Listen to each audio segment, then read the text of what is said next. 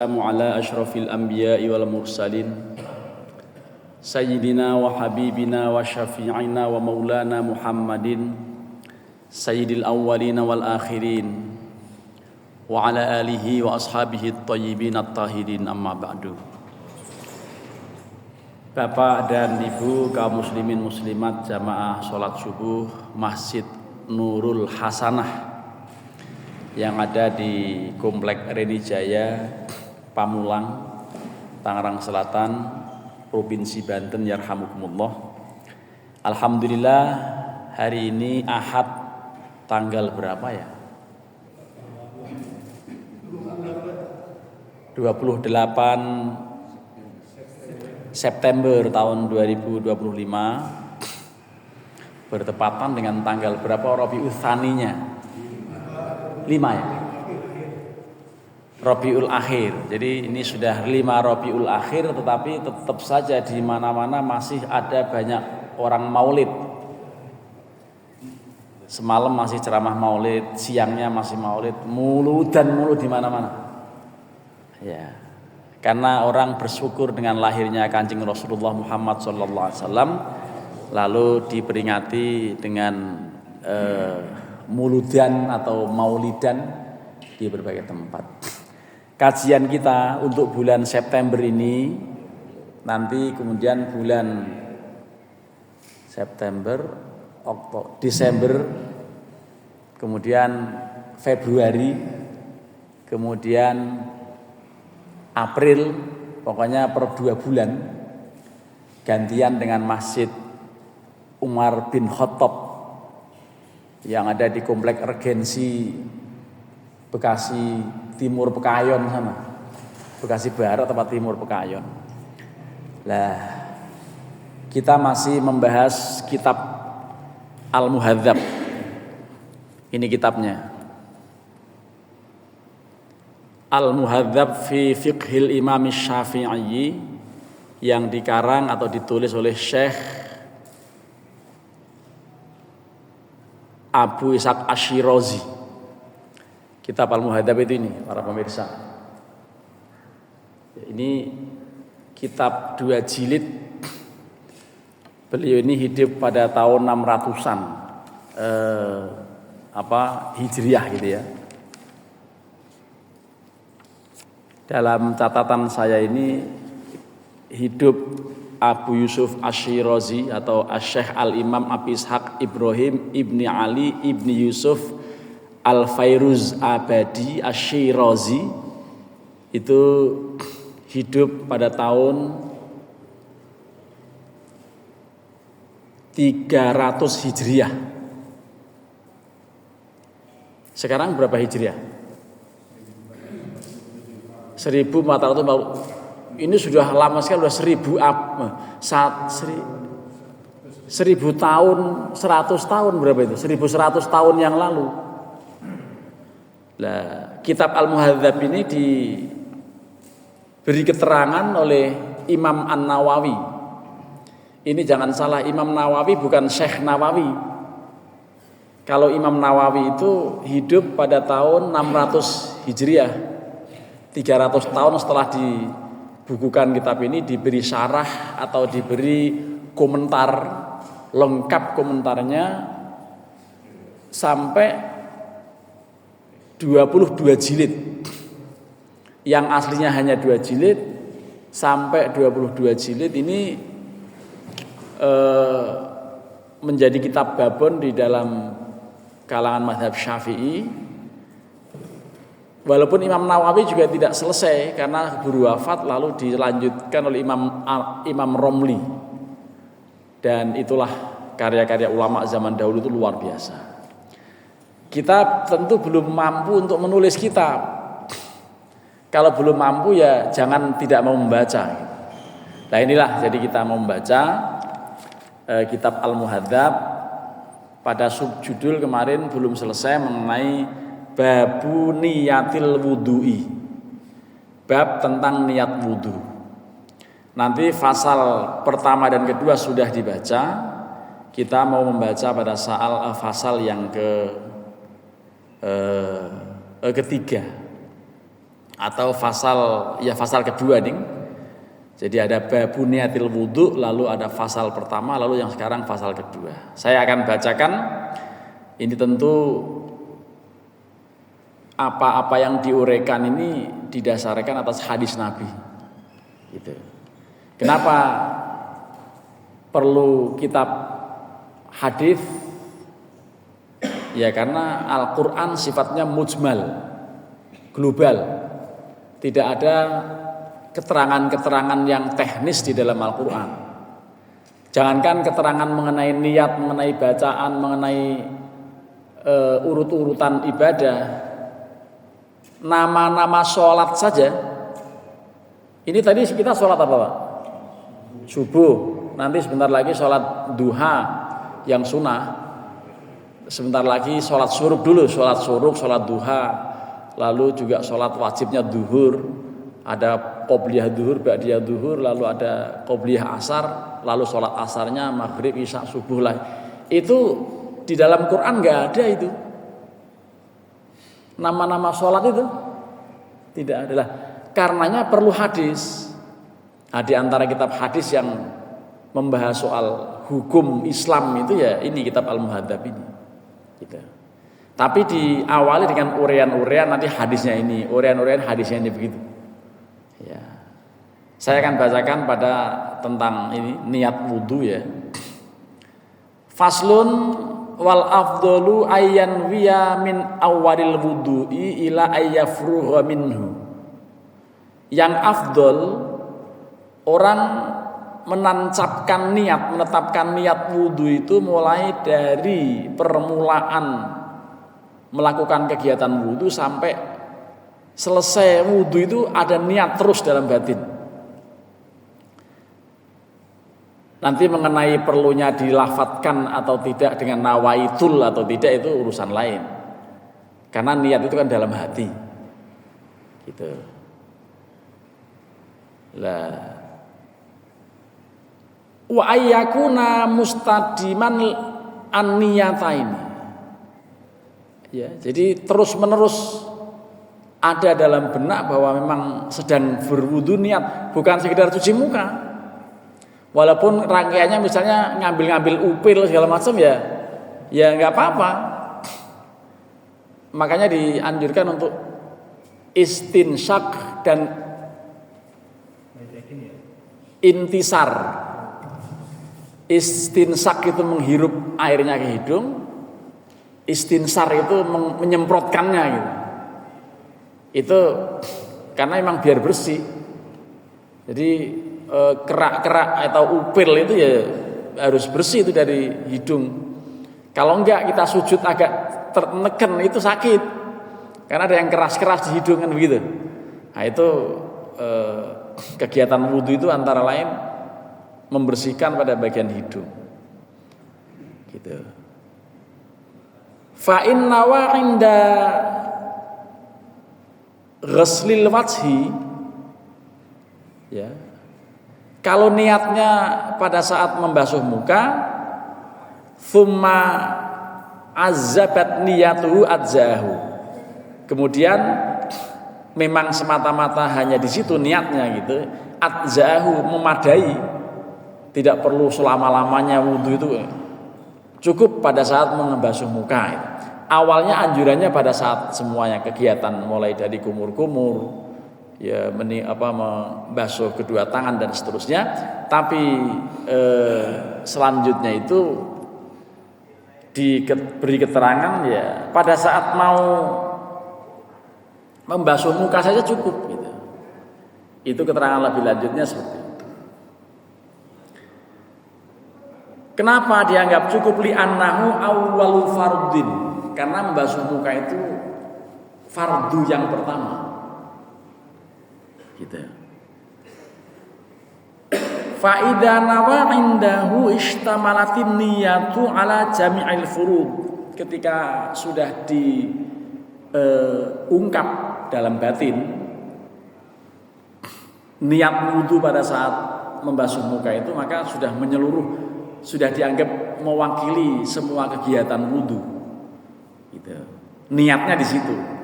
Tapi anjurannya terus ingat bahwa mulai dari ini semuanya hidung dan semua itu sudah terus ada dalam benak kita ini sedang wudu. Jangan sampai tidak ada niat itu, karena kalau tidak niat sudah pasti nggak sah. Gitu. Jadi wa in azabat, ya azabat ini artinya tadi menyendiri gitu ya. Wa in azabat niyatuhu indal madmadah qabla ayyaghsila syai'an min wajhihi. Kalau menyendiri niatnya pada saat berkumur, kan kegiatan kedua berkumur tuh ya, sama-sama gosok tangan. Pas mau berkumur tuh niat, padahal kumur tidak termasuk wajib. Apakah memadai? Itu ada dua keterangan. Tentu dua keterangan, nanti yang pertama katakan memadai, yang lain mengatakan tidak. Ini asiknya diskusi ilmu fikih begitu. Ya tentu dalam Quran nggak ada ini diskusi urean model begini, nggak ada. Ini pendapat ulama, nanti alasannya hadisnya ini. Hadisnya ini begitu. Jadi asiknya diskusi. Jadi kalau kita sedang membaca kitab kuning khususnya fikih ini, anggap saja kita sedang berdiskusi dengan ulama-ulama yang faham soal hukum Islam. Nanti kemudian kita terapkan gitu, atau kita praktikkan gitu ya. Jadi keterangan yang pertama yujziuhu, cukup, itu juga cukup. Misalnya mau niat pas kumur-kumur cukup, nggak apa-apa, kata pendapat pertama.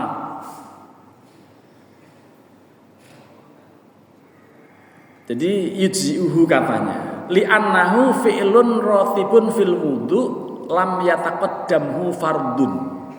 Karena itu sebagai perbuatan yang rutin, udah pasti kumur-kumur pasti ada dalam wudu dan tidak didahului satu fardu lain. Itu pendapat pertama begitu. Karena orang pasti mau kumur-kumur, pasti dalam wudu ada kumur-kumur gitu. Maka seandainya niatnya di situ memadai, boleh. Pendapat pertama begitu. Tapi kemudian fa idza azabatin niyatu indahu adzahu, ketika mengkhususkan menyendirikan niat pada saat mau kumur-kumur dianggap memadai.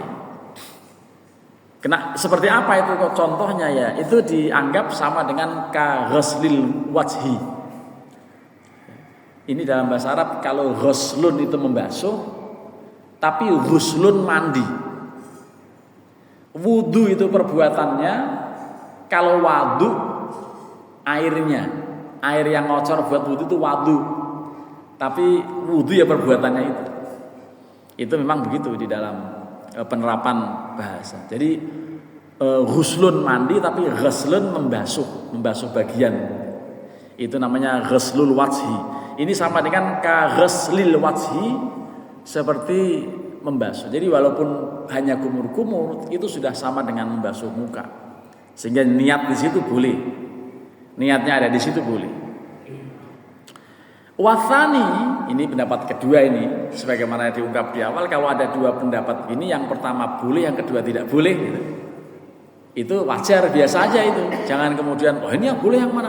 Ya mana-mana aja, yang penting niat gitu akhirnya nanti kan. Nah, wathani yang kedua la tujzi'uhu. Yang kedua enggak sah. Enggak memadai niatnya di waktu kumur-kumur. Kenapa? Nah, ini alasannya wa huwal ashah. Ini pendapat yang paling sahih, pendapat yang paling tepat, bahwa niat wudu pada saat kumur-kumur dianggap tidak memadai. Nanti ada penjelasannya pastinya. Ya, penjelasannya kenapa itu yang perlu kita telusuri. Ya, artinya satu pendapat itu ya pasti ada alasan. Ya, kenapa itu tidak dinyatakan sah pada saat kumur-kumur sudah niat? Dan ini pendapat yang paling tepat katanya, li anna niyatahu uzibat qabla al-fardhi, karena niatnya dikhususkan menyendiri pada saat menjalankan sesuatu yang belum wajib. Padahal yang wajib pertama yang membasuh muka. Yang di dalam Al-Quran memang hanya membasuh muka, kedua tangan sampai siku, kepala dan kaki. Itu di dalam Al-Quran apa? A'udzubillahi minasyaitonirrajim. Ya ayyuhalladzina amanu idza qumtum ilas sholati faghsilu wujuhakum wa aydiyakum ilal marafiqi wamsahu bi ru'usikum wa arjulakum ilal ka'bain. Itu ayatnya.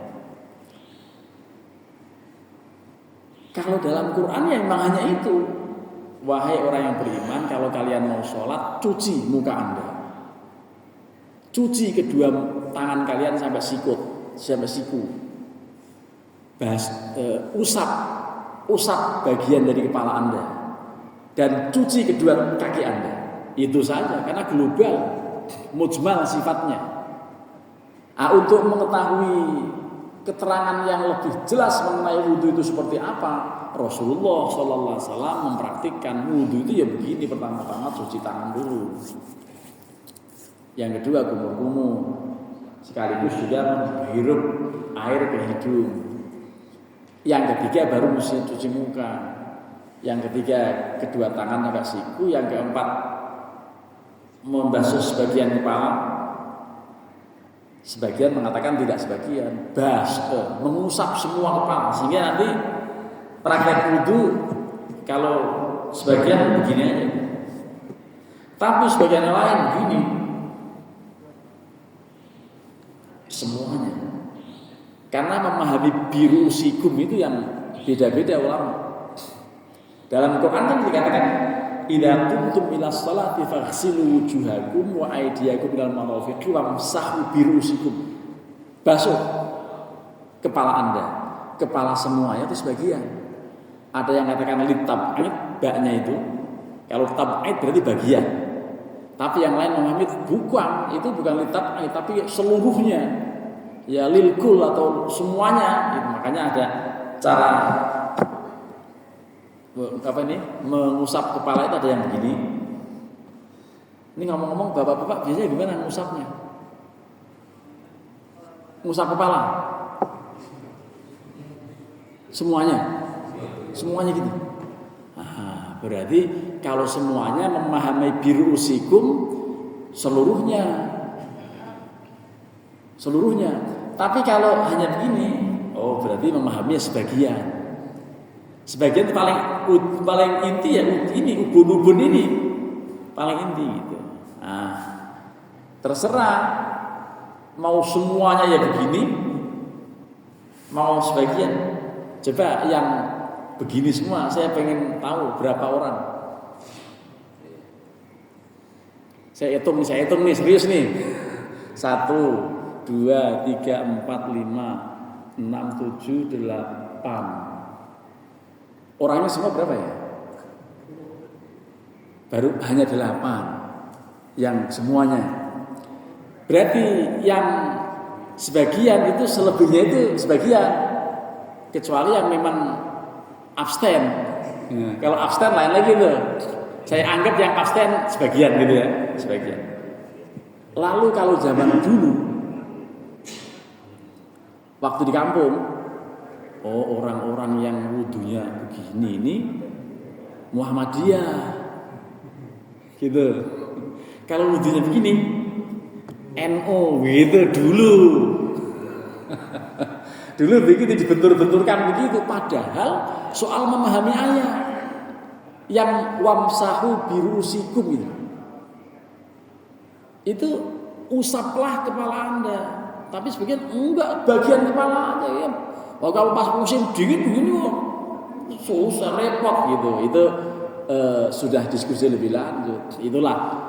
Jadi kalau ada orang beda-beda pendapat, jangan kaget, ulama itu kerjaannya beda pendapat. Nah, gara-gara beda pendapat itu akhirnya beda pendapatan. Gitu. Jadi ini santai saja kalau soal begini. Lah akhirnya apa? Orang akhirnya, loh terus yang benar yang mana? Yang benar itu yang tetap wudu, begini mau begini. Yang nggak benar apa? Yang nggak benar nggak pernah wudu, gitu. Nah, jadi memang begitu. Ulama itu memahami satu teks dalil Al-Quran dan hadis itu juga beragam. Gitu. Kita menjadi tahu loh. Kalau dulu nggak pakai panjang, ya pokoknya kalau yang begini dan pas sholatnya nggak pakai peci Muhammadiyah dia. Tetapi kalau pakai peci, wudunya cunil-cunil, itu NU. Nah, itu dulu begitu. Zaman dulu tuh begitu lah. Ini zaman sekarang sudah nggak ada. Apalagi Masjid Nurul Hasanah. Wong Nurul itu nama saya, Hasanah istri saya nih. Luar biasa masjid ini. Ya. Lah, dan saya sekarang menjadi Muhammad Dinu. Muhammad NU saya ini. Bukan Muhammadiyah. Nah, Muhammad Nurul Muhammad NU saya, gitu kan? Ini jadi soal-soal begini ini kalau dulu dipertajam betul sampai ada suatu saat biasanya imamnya NU saya pakai gunut. Wah tiba-tiba NU-nya lagi meriang nggak sholat nggak ngimamin, Muhammadiyah tampil. Wah itu tengah-tengah sholat dibopong sama, wah kamu nggak layak jadi. Lu bagaimana tuh sholat bopong-bopongan begitu? Gitu. Masalah gunut. Gitu. Jadi kalau kemudian ini yang ngaji itu hanya katakan separuh dari yang jamaah, wajar, nggak apa-apa. Ini kan ibarat warung Padang, warung Sunda, warung Tegal, gitu. Seleranya siapa aja, biarin aja. Itu memang begitu. Jadi ngomong-ngomong, Pak Nur Yamin masih ngisi. Ya mungkin karena beliau sibuk di tempat lain dan seterusnya, mungkin termasuk masjid ini luar biasa dinamikanya gitu ya, dan saya menikmati karena saya begitu masuk ke daerah Serpong ini ya pertama kali ya ceritanya gimana saya ngajar di sini. Oh ceritanya saya kenal Pak Kunto. Pak Kunto itu ada di Kalapa 2 Kampung 2. Nah, terus tiba-tiba entah bagaimana ketemu Ustadz Gunawan almarhum. Lah dari situlah riwayat itu kira-kira udah 20 tahun yang lalu jangan-jangan. Ya, alhamdulillah kita silaturahmi terus. Ini ada ketua DKM yang sangat berkesan Pak Sahroni almarhum kan. Itu meninggalnya kemudian waktu Covid kalau nggak salah. Ya kemarin. Lah kita mendoakan juga almarhum yang kita sebut tadi ada Ustadz Gunawan, Ustadz Sahroni, dan mungkin juga jamaah kita ada yang sepuh dulu itu suka duduk di sini. Jangan-jangan nggak ada itu karena meninggal. Masih ada ya? Ya masih hanya mungkin karena sudah fisiknya segala macam. Lah kita doakan yang tidak sempat ke masjid, insya Allah mereka tetap dapat pahala ke masjid. Selamat datang Pak Saihu. Ini Dr. Saihu ini luar biasa. Dimanapun saya ngaji, beliau selalu ada. Ya. Jadi soal beda pendapat itu biasa, gitu ya. Ini dalilnya sama, tapi memahaminya beda-beda. Nah, karenanya tadi kalau niatnya pada saat melakukan kumur-kumur pertama mengatakan sah, wong itu juga bagian dari kepala muka kita. Yang lain enggak sah, kita niat itu bersamaan dengan yang wajib, jadi pas membasuh muka. Gitu. Ini mudah-mudahan bisa dipahami nih uraian model begini nih, ya supaya kita familiar dengan kajian fikih, familiar dengan kajian para ulama, memahami teks hadis, teks Quran munculnya seperti ini.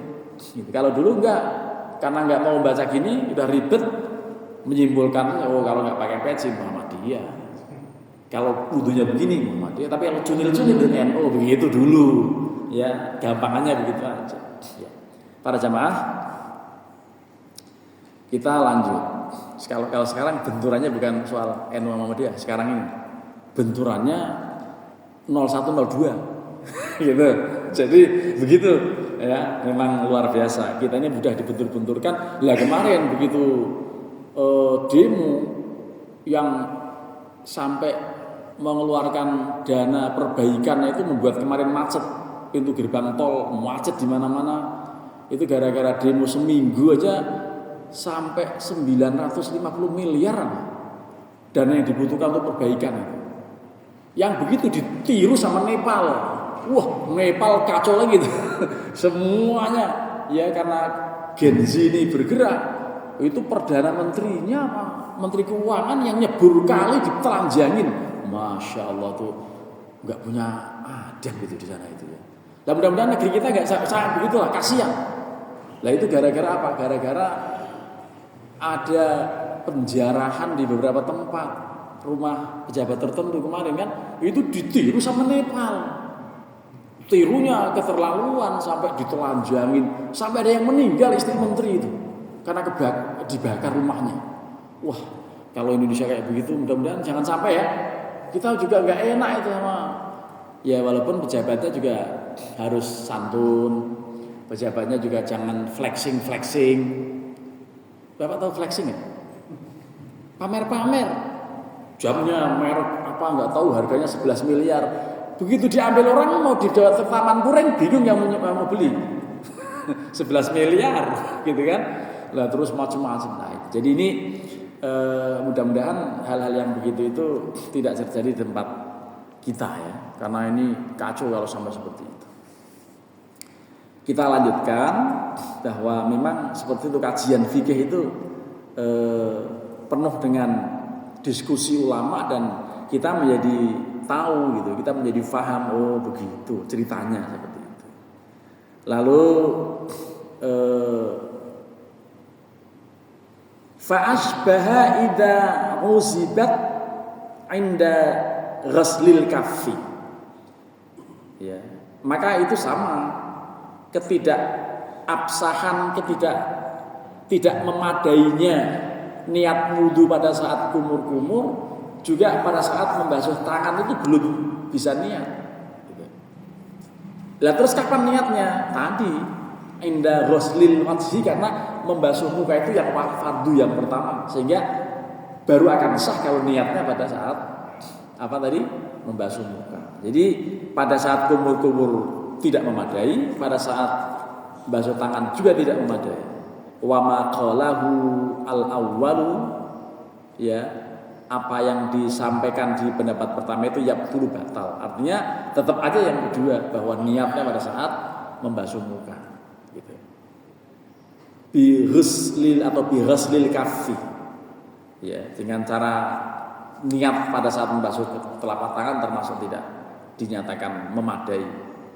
Fa innahu fi'lun ratibun fil wudu, itu hanya perbuatan yang rutin memang awalnya itu. Makanya dulu ada almarhum Pak Adang di tempat saya tinggal itu, saya perhatikan cara ngajarin anak-anak. Wudu itu cok murdung kangen lapengki. Apa? Cok murdung kangen lapengki. Oh ternyata orang Sunda itu antara lain menghafalkan begitu.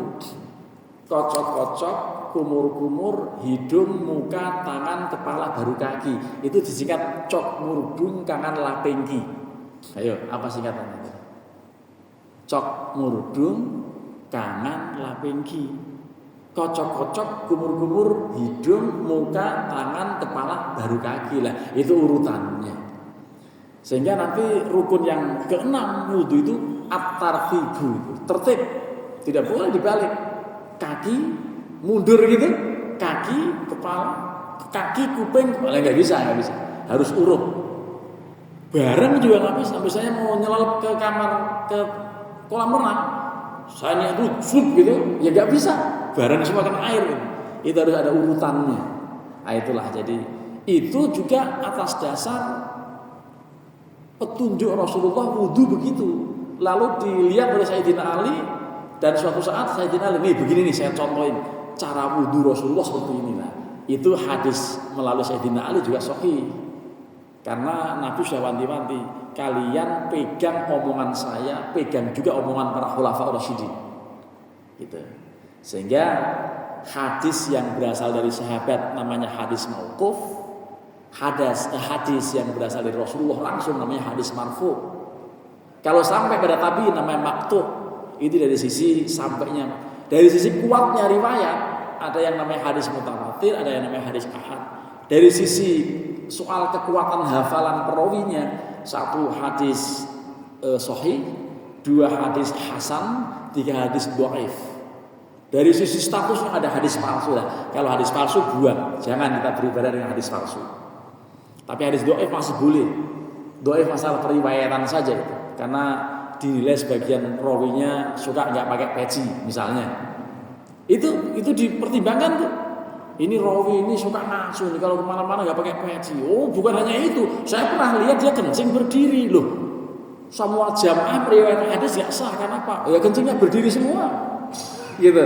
Zaman dulu kencing berdiri menjadi pertimbangan mengenai moral gitu.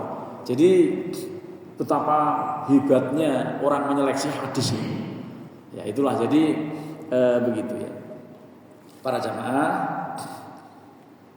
Kemudian tadi dikatakan fa innahu fi'lun ratibun fil wudu lam yataqaddamhu fardun thumma idza uzibatin niyatu indahu lam yujzih. Jadi memang begitu, lam yujzih atau lam yujzihhu. Jadi pokoknya kalau bukan pada posisi yang wajib, misalnya pas kumur-kumur, kemudian pas membasuh tangan, pas menghirup air di hidung, tidak akan sah. Sahnya kapan? Ketika membasuh muka. Nah, jadi begitu aja nih. Pada pasal yang pertama seperti itu.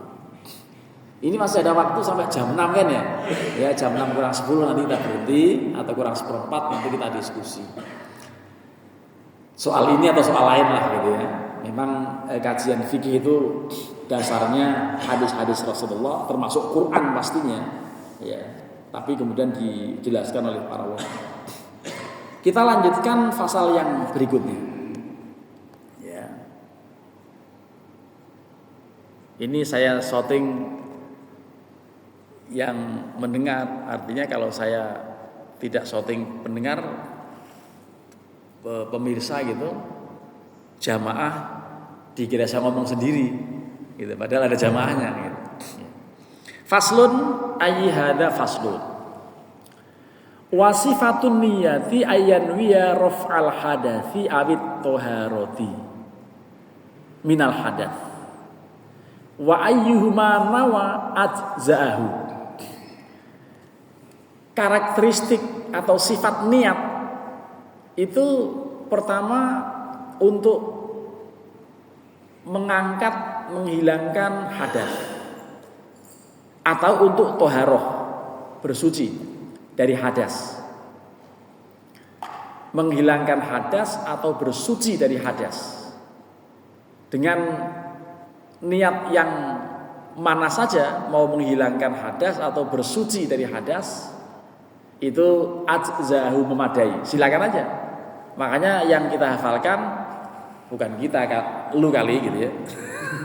Bukan kita elu kali gitu. Itu nawaitul wudu'a li raf'il hadatsil asghari fardhal lillahi ta'ala begitu. Bukan kita elu kali. Jadi dulu waktu saya ngaji pertama-tama ya begitu. Bahkan diterjemahkan niat ingsun wudu krana angilangaken ing hukume hadas kang cilik fardu karena Allah Ta'ala begitu. Itu wudu bahasa Jawa itu. Jadi begitu. Niatnya itu untuk raf'il hadasi, menghilangkan hadas. Atau memang hanya untuk toharoh saja. Silakan mau niat apa aja. Mau niat menghilangkan hadas atau mau niat toharoh, dua-duanya memadai. Yang penting niat. Beda lagi dengan tayamum. Kalau tayamum tidak bisa menghilangkan hadas, tidak juga bisa toharoh, tapi hanya niat listibahatis sholat. Nawaitu tayammuma listibahatis sholat. Saya niat tayamum biar sah sholat. Itu begitu tuh. Karena tayamum itu namanya rukhsah, bukan azimah. Yang azimah dasarnya itu orang mau sholat wudu. Berhubung gak ada air, ya tayamum. Dulu guru saya namanya almarhum Pak Amin Mansur, itu saya kagum betul waktu SMA, waktu aliyah. Coba bedanya intelektual muslim dengan muslim intelektual gitu. Bedanya muslim intelektual dengan intelektual muslim. Wah, anak SMA ditanya begitu kan bingung ya. Nah, bedanya malah kalau intelektual muslim itu kalau ada informasi di Gunung Kidul kekeringan, nggak ada air. Kalau intelektual muslim bagaimana kita bisa melakukan penyulingan dan menjadikan air laut bisa jadi air tawar untuk menjadi air wudhu. Itu intelektual muslim. Tapi kalau mutlak muslim intelektual, nggak ada wudhu, nggak ada air di gunung itu, tayamum. Gitu. Kalau ngomong tayamum, oh berarti ngurusin cuman begitu-begitu, kurang dalam. Gimana upaya untuk mendapatkan air? Itu kalau intelektual muslim yang lebih canggih. Biasanya yang canggih itu orang-orang Muhammadiyah biasanya. Itu yang lebih canggih karena punya kampus, punya rumah sakit banyak sekali. Itu bagaimana cara menyuling air laut bisa menjadi wudhu, tempat air wudhu jangan sampai hanya tayamum. Nah, kalau yang muslim intelektual tayamum gitu. Jadi nggak mikirin bagaimana orang bisa wudhu, mikirnya tayamum doang gitu. Nah, berarti yang paling canggih apa? Intelektual muslim. Kalau muslim intelektual ya cuma tayamum doang, berhenti di situ. Berikutnya nggak ada upaya bagaimana supaya kekeringan di Gunung Kidul terselesaikan. Nah, sekarang sudah makmur luar biasa Gunung Kidul karena apa? Kehadiran intelektual muslim menjadi subur, menjadi apa sih? Setelah itu. Jadi ini menjadi ingat cara mengajarnya guru saya namanya Amin Mansur. Ya itu kalau masih hidup, wah saya masih pengen sowan tapi udah meninggal. Nah itu jadi luar biasa. Itu niat wudhu 2. 1 menghilangkan hadas, 2 niat toharoh. Gitu. Nah, kemarin diskusinya juga masalah ini. Bagaimana orang yang mandi jinabat, sudah mandi, lalu langsung sholat, boleh nggak? Gitu. Nah, uraian-uraian dalam kitab fikih boleh selama tidak melakukan hal yang membatalkan wudhu. Lah apa itu? Nah, waktu nyabun itu kan pasti antara lain menyentuh dzakar. Kalau waktu mandi menyentuh dzakar berarti batal. Berarti tidak cukup dengan mandi. Yang lain lagi enggak begitu. Dulu ada riwayat Rasulullah katanya, kata Aisyah ini, kata Aisyah Rasulullah kalau setiap habis mandi jinabat langsung sholat nggak pengen wudhu. Oh kalau memang begitu riwayatnya, ya berarti selama hadas besar hilang, otomatis hadas kecil hilang, katanya begitu. Nah silakan. Ngomong-ngomong, Bapak kalau setelah mandi jinabat wudhu lagi nggak? Wudhu sama. Supaya apa? Supaya lebih mantap. Gitu. Walaupun ada riwayat Nabi kata Aisyah setelah mandi jinabat langsung sholat, tidak wudhu lagi kata Aisyah. Dan kalau kita mau praktek itu ya atas dasar riwayat Aisyah silakan. Tapi kalau saya sendiri nih setiap misalnya mau mandi jinabat gitu ya wudhu lagi. Malah sunnah di antara rangkaian sunat mandi kan wudhu dulu. Ya pertama-tama tentu bersih-bersih bagian yang kotor kita bersihkan, disiram-siram tanpa harus nyabunnya nanti pas mandi, lalu wudhu, lalu sunatnya kan begitu ya, baru niat. Ya kalau anjurannya dari sebelah kanan dulu. Berhubung ada informasi orang yang terkena stroke itu akibat salah gerakan mandi, karena tiba-tiba langsung diguyur kepala lah. Mulai sejak saya mendengar informasi itu, saya mulai guyurnya dari bawah. Diguyur dari bawah itu seperti proses hilangnya roh yang dingin dari bawah dulu. Ya, ini seandainya ceramah saya nyanyikan tuh. Bila Israel datang memanggil, gimana Pak? Ibu-ibu suka nyambung, bapak-bapak nggak pernah kesidaan sih. Jadi itu yang dingin itu dari atas tuh. Nah, maka sejak saya dengar informasi itu, ada teman saya dulu habis berkeringat karena habis kerja langsung mandi, mati Pak. Nah, karena saya takut mati, mandinya sudah pelan-pelan dari bawah dulu ke atas. Itu tetap sebelah kanan, karena memang anjuran melakukan ibadah ya dari kanan dulu. Ya sebelah kanan, kepala, sebelah kiri dan seterusnya lah. Nah, setelah itu nanti kan karena kita pasti batal menyentuh-nyentuh dzakar dan lain-lain, itu akhirnya setelah selesai sebaiknya memang pakai anduk baru wudu. Kalaupun nggak pakai anduk ya nggak apa-apa.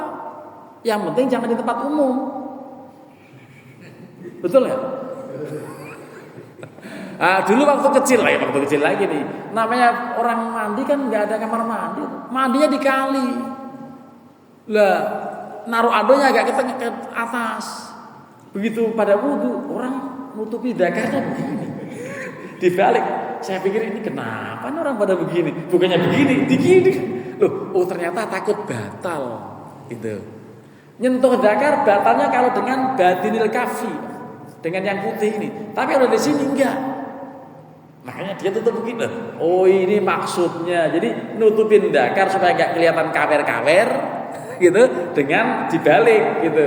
Ininya telapak tangan yang ngambil anduk. Saya baru mudeng, oh begini caranya gitu. Itu ternyata supaya enggak batal gitu. Kalau begini batal. Mandi di kali. Yang aneh, ini almarhum adik ipar saya yang bilang, mau andukan kok bau kotoran. Ternyata kotorannya nyantel di rambut dia. Nah, yang di kali, waduh, kotoran orang nyantel di situ. Masya Allah, ini zaman dulu begitu Pak. Ya, mandinya di kali. Nah, ini mungkin kalau bapak-bapak nggak bayangkan karena nggak pernah tahu informasi orang kampung ya. Jadi itu orang kampung sana itu, kampung saya maksudnya. Jadi begitu. Soal wudu ini memang kalau diulang-ulang ya begitu kajiannya ya. Lah, apa tadi niatnya? Menghilangkan hadas atau toharoh? Lalu setelah jinabat perlu wudu atau tidak? Ya silakan. Kalau mau lanjut langsung sholat, ya karena hadisnya ada yang mengatakan begitu ya silakan. Tapi untuk hati-hatinya tetap aja wudu kan air banyak. Ya walaupun sudah mandi. Gitu. Apa alasannya boleh dua-duanya dengan niat menghilangkan hadas atau niat untuk toharoh? Li'annahu nawal maksuda. Karena dia meniatkan sesuatu yang dituju. Apa yang dituju? Yaitu untuk toharoh, untuk sholat. Karena dikatakan al-wudu'u miftahus sholat. Wudu itu kuncinya sholat. Bahkan hadisnya jelas sekali. Innallaha la yaqbalu sholatan bi ghairi wudu'in wala shadaqatan min ghulilin. Allah tidak mau, tidak berkenan menerima sholat orang yang tanpa wudu, dan juga tidak akan diterima Allah sedekah orang yang dari korupsi. Itu hadisnya jelas seperti itu. Wa huwa raf'ul hadath, yaitu menghilangkan hadas. Lalu nanti diskusinya masih berlanjut ya. Fa inna wat taharatal mutlaqah lam yujzihu. Kalau niatnya toharoh secara mutlak ya tidak memadai. Kenapa? Karena toharoh itu dua macam. Ada toharoh untuk hadas besar, ada yang untuk hadas kecil. Kalau dia diniatkan secara mutlak itu ya besar ya kecil semuanya. Di ini kata pengarang kitab ini lam yujzihu atau lam yajuz atau lam yujzih ya. Lam yujzi tidak memadai. Li'anat taharata qad takunu min an hadatsin wa qad takunu an najasin. Nah, ini maksudnya secara mutlak itu pokoknya saya toharoh. Itu nggak bisa karena harus dijelaskan. Toharoh ini maksudnya tadi toharoh dari hadas. Karena toharoh dua macam. Toharoh bersuci dari hadas yang pertama, yang kedua bersuci dari najis. Ya. Kalau hanya toharoh saja nggak bisa, ini harus dari hadas. Makanya li raf'il hadas, untuk menghilangkan hadas. Kalau semuanya hadas maupun nggak bisa, harus ditakyin, harus jelas itu. Untuk apa itu wudu itu? Ini kajiannya kayak membingungkan ya.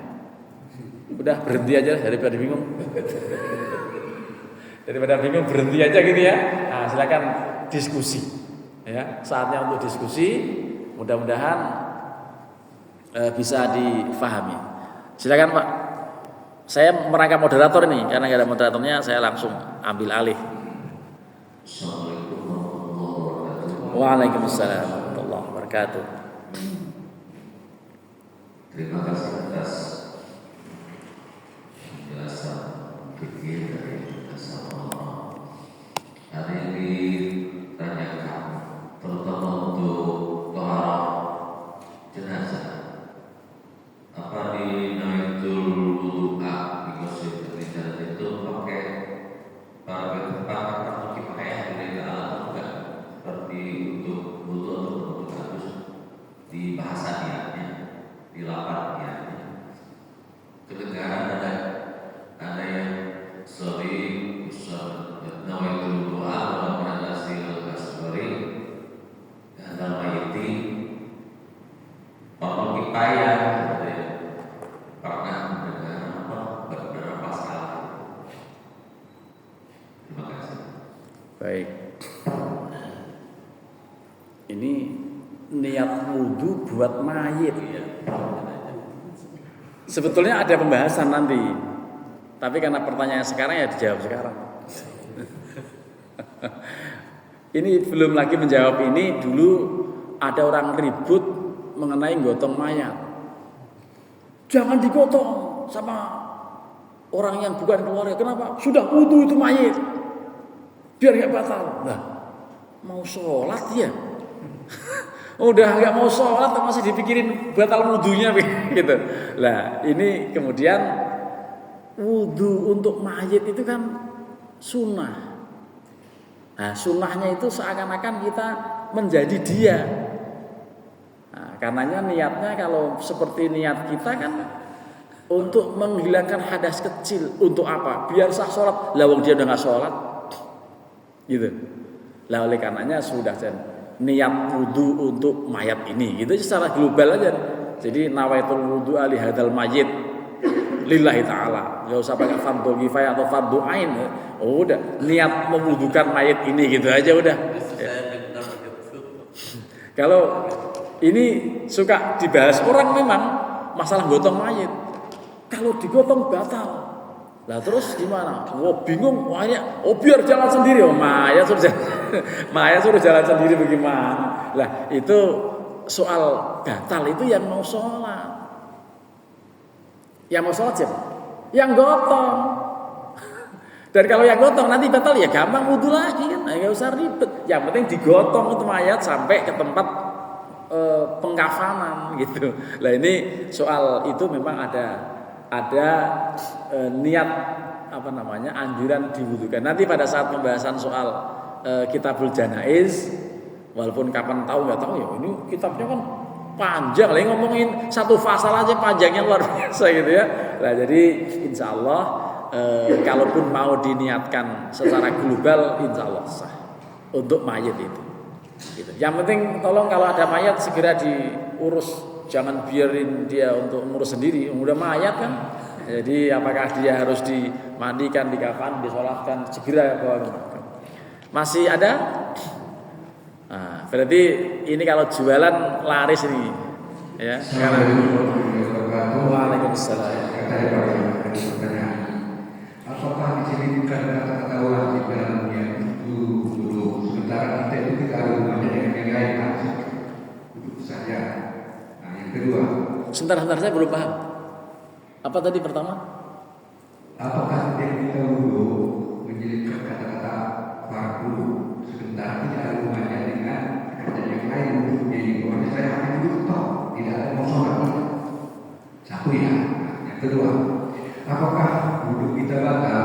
Andaikan kalau kita terlihat oleh orang lain, ini saya anggap pegawai ini kalau perempuan 13 tahun nanti 12 tahun. Payudara kemudian belakangnya perempuan kalau lagi dua. Kalau terlihat oleh orang lain, apakah duduk kita batal? Maka secara umum kita batal. Waalaikumsalam. Niat wudu, yes, pokoknya asal niat. Tapi kalau yang sempurna tadi nawaitul wudu'a li raf'il hadasil asghari fardhon lillahi ta'ala. Niat wudu untuk menghilangkan hadas kecil fardu karena Allah. Kenapa fardu lah? Wudu itu wajib. Kenapa wajib? Mau sholat wajib. Padahal ada kaidah malayatimul wajib illa bi fahuwa wajibun. Hukum sholat yang wajib tidak sempurna kecuali melakukan sesuatu sebelumnya, maka sesuatu sebelumnya menjadi wajib. Makanya fardhu lillahi ta'ala. Genteng bocor, itu wajib untuk dibenahin, kalau kan itu pelapornya rapuh gitu kan. Tapi untuk bisa naik ke sana harus pakai tangga. Masang tangga menjadi wajib karena gentengnya harus benar. Nah, jadi kira-kira begitu ininya kaidahnya. Itu pertama. Yang kedua mengenai melihat kemaluan. Melihat kemaluan tidak termasuk membatalkan wudu. Apakah kemaluan sendiri atau kemaluan orang lain, termasuk kemaluan istri kita. Kita sedang wudu ngelihat istri kita belum pakai celana dalam, jongkok di depan kita gitu misalnya, ya nggak batal, kita cuma lihat, salah dia yang main jongkok pakai celana, misalnya begitu. Jadi kalau ngelihat nggak batal, nyentuh batal, maka boleh dilihat, jangan disentuh. Kayak di barang di etalase itu boleh dilihat, jangan disentuh, karena dia harta pusaka udah. Berarti kalau disentuh bisa rusak kan gitulah. Ini maksudnya boleh dilihat, tidak boleh disentuh. Orang lain Ustaz, orang lain, umpamanya kita, tahu-tahu ada perempuan lewat. Pokoknya yang penting orang lain itu juga jangan dipegang. Kalau dipegang marah bininya dia, suaminya. Artinya orang lain juga nggak batalin. Gitu. Yang membatalkan tuh sampai sentuhan kulit, salaman, walaupun kelihatan dia pakai kerudung, pakai rapi, nggak kelihatan kemaluannya, salaman. Orang pakai kerudung kelihatan kemaluannya ada, ya aneh, gitu aneh. Jadi maksudnya kalau tidak nyentuh tidak batal. Ini masih ada yang belum paham. Sentuhan dengan istri batal. Lah bagaimana batal Pak? Kan udah istri saya. Ya justru karena istri kamu itu batal, gila begitu. Karena yang tidak membatalkan itu adalah yang tidak halal dinikahi. Itu yang membatalkan. Siapa? Ibu kandung, anak kandung, saudara kandung, menantu dari anak kandung, ibu mertua. Ibu mertua itu walaupun masih kinyis-kinyis gitu, tetap aja nggak batal. Tapi kadang-kadang mertua selingkuh sama mantunya loh. Emang masyarakat tuh ada aja tuh. Ada mertua selingkuh sama mantunya. Itu ini bininya juga nggak ngerti. Tahu-tahu dia kerja kok. Suaminya kok agak lain gerakannya, oh ternyata selingkuh. Wah, saingan saya, ibu saya sendiri. Wah, kacau negara ini, bukan negara ya, sebagian masyarakat gitu ya. Jadi artinya kalau tidak sampai sentuhan itu tidak batal. Walaupun melihat, walaupun orang lain sekalipun. Jadi insyaallah itu kaitan dengan nanti soal membatalkan wudu apa saja, nanti akan ada uraian. Walaupun tahun depan jangan-jangan. Ya, ngajinya 2 bulan sekali udah gitu, kitabnya tebel ya. Makanya diskusi itu kemudian perlu, karena sesuatu yang belum ada di sini mungkin terlintas dalam benak sehingga kita perlu ada musyawarah. Silakan Pak menyusul sebelum Pak Saihu. Pak Saihu terakhir lah. Assalamualaikum Ustaz. Ini di luar topik untuk mengenai pelaksanaan sholat Jumat. Biasanya di negara-negara yang Muslim itu masjid kan terbatas Pak. Kalau pelaksanaan sholat Jumat dibagi 2 kloter apa asal atau tidak Pak? Terima kasih. Assalamualaikum warahmatullahi wabarakatuh. Waalaikumsalam. MUI Majelis Ulama Indonesia Pusat pernah diminta fatwanya oleh Persatuan Organda Jakarta yang menyelenggarakan ditanya oleh sebagian besar sopir bis Transjakarta. Mereka kan banyak muslim, sementara Jumatan tetap harus operasi. Bagaimana bolehkah sholat Jumat 2 gelombang? Nah, itu kemudian fatwa Majelis Ulama Indonesia boleh, ya, yang penting tetap dalam waktu zuhur. Sehingga gelombang pertama jam 12, gelombang kedua jam 2. Khusus sopir bis itu, gitu. Dan tentu ini bisa dipakai untuk misalnya industri, ya. Di Induktorio sini ada. Induktorio itu di komplek industri di kawasan BSD itu saya pernah karena waktu zuhurnya jam 12 kurang 20 menit, saya segera datang dan ini kok nggak ada orang, mau Jumatan kok nggak ada orang, apa nggak jadi Jumatan? Oh, ternyata mereka baru keluar dari istirahat itu jam 12, sehingga orang pada pulang Jumatan saya baru datang gitu. Lah itu akhirnya apa ya, tetap Jumatan di waktu yang pas jam 12 karena pas istirahatnya itu. Sementara zuhurnya udah masuk jam 12 kurang 20 menit. Jadi itu artinya kemudian nggak apa-apa, 2 gelombang atas dasar fatwa MUI mengenai hal itu. Yang pernah meminta fatwa itu Organda Jakarta kaitan dengan sopir-sopir bis Transjakarta. Jadi boleh hal itu. Silakan Pak Saiful, mic-nya untuk Pak Saiful.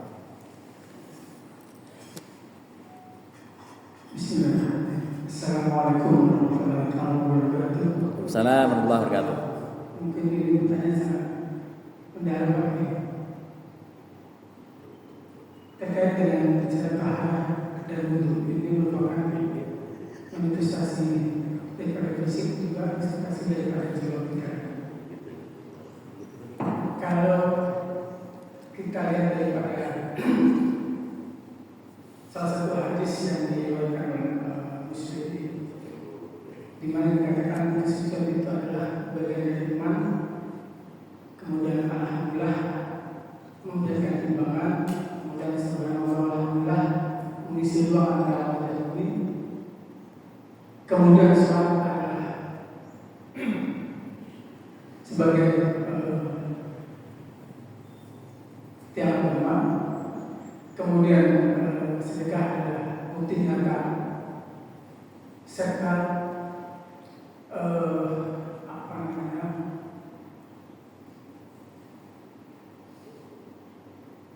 sholat, sedekah, kemudian saya lupa dan selanjutnya di mana setiap manusia sampai padanya dia bekerja untuk kedua dirinya hingga dia menjadi mereka atau tercerai. Nah, terkait dengan hadis ini Pak Kiai, berhubungan dengan masalah yang menjadi saat ini, yaitu tadi dikatakan diceritakan oleh Pak Kiai terjadi masalah-masalah itu. Saya mencoba dari jasa yang sudah terjawab beberapa terjadi. Apakah ini suatu bukti bahwa yang pertama wudhu dan seseorang itu tidak akan disebutkan daripada pahala tadi. Artinya bahwa apa yang dilakukannya dalam wudhu itu tidak mengenal dalam wudhu dia. Yang kedua, dalam sikap yang seharusnya mempengaruhi tidak dan perilaku dari manusia itu sendiri terkait dengan wudhu dia, maka tentunya ini harus mempertimbangkan daripada apa yang dilakukan dalam melaksanakan sholat itu sendiri. Karena sholat juga merupakan bagian pencegahan daripada perbuatan keji dan munkar. Nah, dalam hal ini Pak Kiai penjelasan dan ada satu saluran dalam hadis ini dikatakan manusia itu akan melakukan sehingga yang jual belinya itu maksudnya jual belinya bagaimana pakai uang penjelasan. Terima kasih warahmatullahi wabarakatuh. Wassalamualaikum warahmatullahi wabarakatuh. Waalaikumsalam warahmatullahi wabarakatuh. Intinya bahwa wudhu itu bagian dari yang wajib dilakukan karena akan melaksanakan sesuatu yang wajib setelah itu, apakah sholat, apakah mau tawaf atau hal-hal lain yang sifatnya wajib. Karena wajib maka tidak boleh ditinggal. Setiap orang mau sholat wajib wudhu. Mengenai fungsi sholat dan seterusnya yang mencegah dari perbuatan keji dan mungkar, maka antara lain dilakukan dengan sempurna sholatnya, termasuk juga dianjurkan orang selalu berwudhu walaupun tidak untuk sholat. Yang penting dirinya ini selalu dalam keadaan wudhu. Itu Jenderal Sudirman itu menjaga wudhunya luar biasa itu.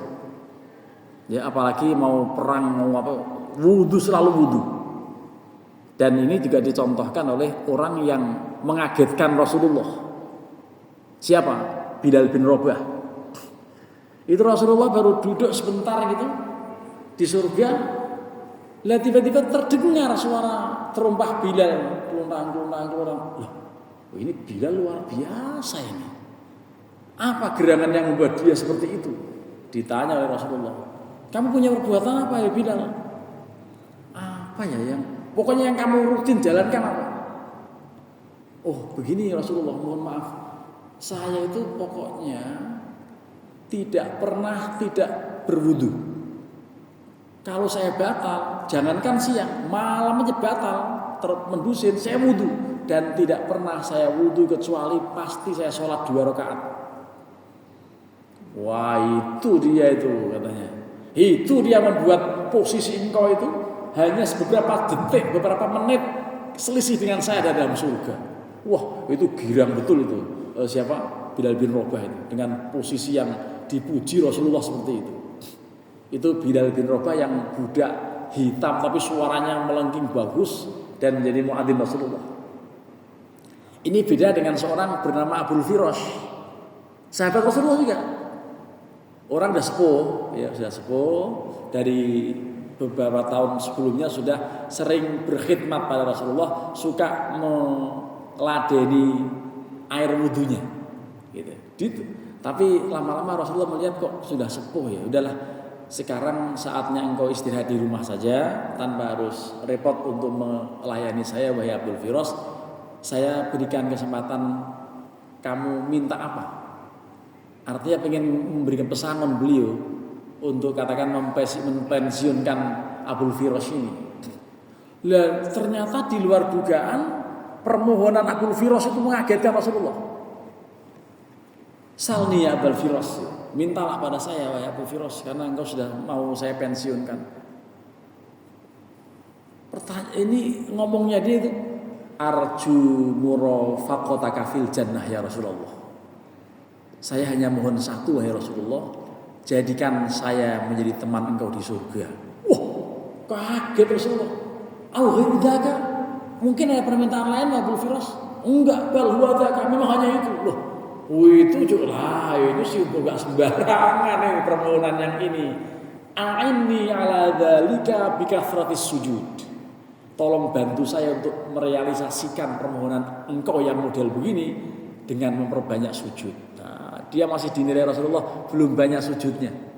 Nah, kalau kita ingin masuk surga, tolong jangan segan-segan sholat 5 waktu dijaga, rawatibnya dijaga, duhanya dipelihara, sholat subuhnya juga kalau perlu, ya. Kemudian tahajudnya, witirnya dan lain-lain.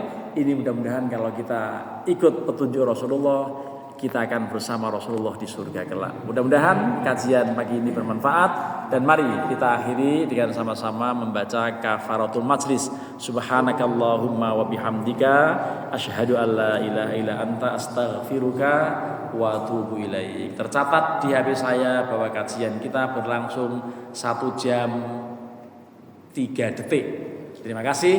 Wallahul muwaffiq ila aqwamit thoriq. Assalamualaikum warahmatullahi wabarakatuh.